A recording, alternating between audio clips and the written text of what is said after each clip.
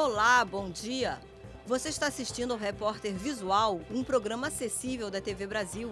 E as novidades sobre o nosso programa você também pode acompanhar pelo facebook.com/visual TV Brasil. O Repórter Visual começa agora, o primeiro programa jornalístico da TV brasileira, feito em Libras.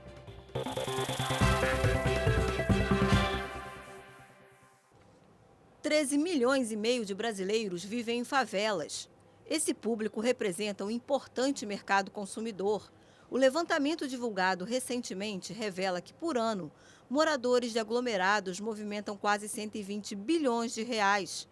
Para atender a esse mercado em potencial, tem muito morador de favela investindo no próprio negócio. Acompanhe a reportagem da nossa parceira Rede Minas. Muitos moradores do aglomerado da Serra conhecem as delícias da Lucy. Ela era presença certa nas feiras e eventos da comunidade. Vendia churrasquinho, lanches e bolos, uma forma de complementar o salário que ganhava como empregada doméstica. Eu ia, preparava alguma coisa, um sanduíche, um macarrão na chapa, e depois foi surgindo mais para os anos depois que foi surgindo o bolo, que eu comecei a fazer bolo de aniversário para fora. A virada do trabalho informal para o próprio negócio veio depois de um curso de empreendedorismo. A capacitação foi oferecida por uma OSC, Organização da Sociedade Civil, na qual a Deise trabalha. Ela explica que muitos dos participantes tocavam negócios de maneira informal, para atender as demandas dos moradores da favela. Um público que nem sempre tem os serviços que precisa à disposição. O nosso papel é ajudá-los a estruturar esse serviço para que as pessoas possam tirar o maior proveito financeiro sustentável do seu empreendimento. Dificuldade para conseguir um carro por aplicativo ou a entrega de algum eletrodoméstico. Essas histórias não são incomuns para quem mora na favela, mas muita gente ignora o poder desse mercado. A pesquisa revela que as favelas movimentam mais de 119 bilhões de reais por ano. Isso é mais do que a maioria dos estados brasileiros e até do que alguns países, como Paraguai e Bolívia, por exemplo. Os dados são da pesquisa Economia das Favelas, que mostra a renda e o consumo nos aglomerados. O estudo indica que empreender é o segundo maior desejo dos moradores para 2020, perdendo apenas para o sonho de ter a casa própria. 35% querem ter um negócio e a maioria deles querem empreender dentro da própria favela. Eles acabam suprindo essas necessidades e gerando a economia ali toda dentro do território. Feito na favela, por gente da favela e com foco nos consumidores da favela. É assim aqui na Remexe, uma empresa de confecção de roupas a partir da reciclagem de outras peças. O negócio passou por um programa de aceleração. Com muito trabalho e criatividade, a empresa vem crescendo. Então, a alternativa de empreender é muito interessante e a gente quis empreender num mercado totalmente inovador, que é de moda reciclada. Neste mês acontece a campanha Fevereiro Roxo, que conscientiza sobre 3 doenças que ainda não têm cura. Já falamos da fibromialgia e do lúpus. Hoje, vamos conhecer mais sobre o Alzheimer, que afeta cerca de 1.200.000 pessoas no Brasil, a maioria idosos. A mãe de Alexandre tem Alzheimer. Quando vai visitá-la na clínica de longa permanência, ele mostra fotos da família. Maria Aparecida tem 77 anos. Ela manifestava sintomas da doença há cerca de 25 anos, até que veio o diagnóstico há 3 meses. Deixa a gente mais ciente, melhor do que confortado, deixa a gente mais ciente do que é preciso fazer para que ela tenha um final de vida mais digno. O Alzheimer não tem cura e tem uma progressão natural, por enquanto inevitável. O primeiro sintoma e o mais característico é a perda de memória recente. Outros são perdas cognitivas, como a dificuldade para acompanhar conversas ou pensamentos complexos, encontrar palavras para expressar ideias ou elaborar estratégias para resolver problemas. Entre os sinais também estão irritabilidade e tendência ao isolamento. Num mundo com tanta informação, a queixa de perda de memória é frequente. Mas nem todo caso de esquecimento é Alzheimer. Existem as pseudodemências. Então, uma pessoa deprimida, ela tem manifestação igual a alguém com Alzheimer, entre outras causas. E tratando a depressão pode melhorar muito. A apneia do sono pode causar perda de memória. Então, a queixa de memória tem sim que ser investigada, só que nem toda queixa de memória é uma doença grave. Ainda não existe uma forma de prevenção específica para o Alzheimer, mas manter a cabeça e a vida social ativas, além de hábitos saudáveis, podem retardar ou inibir a manifestação da doença. São atitudes que ajudam a prevenir também outras doenças crônicas, como diabetes e hipertensão. Incluem não fumar e ter alimentação saudável e regrada. Se eu estou fazendo prevenção, não quer dizer que eu não vou ter a doença. Mas se eu pego milhares de pessoas que fazem prevenção, o grupo que faz tem menos doença do que o grupo que não faz.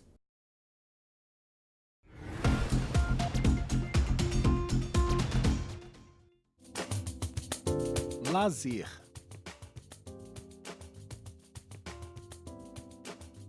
Vamos ver alguns sinais. Boliche, parque de diversões, praça, shopping, cinema, sinuca, baralho, boliche, parque de diversões, praça, shopping, cinema, sinuca, baralho. Com a proximidade do carnaval, começa a procura por fantasias, adereços, maquiagens e outros produtos. Mas ninguém precisa correr riscos desnecessários. O repórter Tiago Pimenta foi ouvir as dicas de segurança do Inmetro, o Instituto Nacional de Metrologia, Qualidade e Tecnologia. Carnaval é o tempo em que foliões abusam da criatividade para bolar as fantasias mais inusitadas, ou mesmo revisitar as mais clássicas dos blocos. Mas nem toda roupa é segura. Antes de comprar qualquer acessório, é preciso considerar o calor, o sol e as questões de saúde. O Inmetro recomenda que o consumidor verifique a adequação do produto para a ocasião.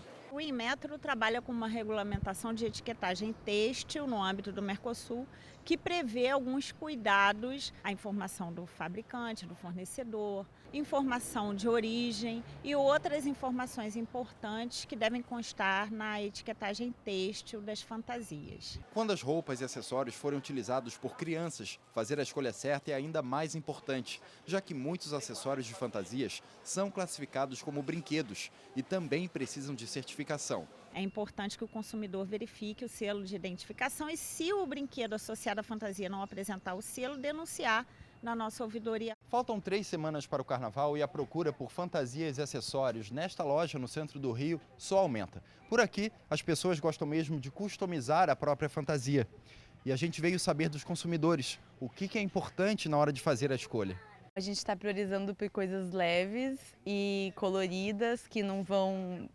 menos plástico, para não ficar grudando no nosso suor, e também por uma questão mais ambiental. A gente tem que usar coisas muito leves, que não sejam plásticas, que não peguem fogo, principalmente para quem vai para a avenida, né?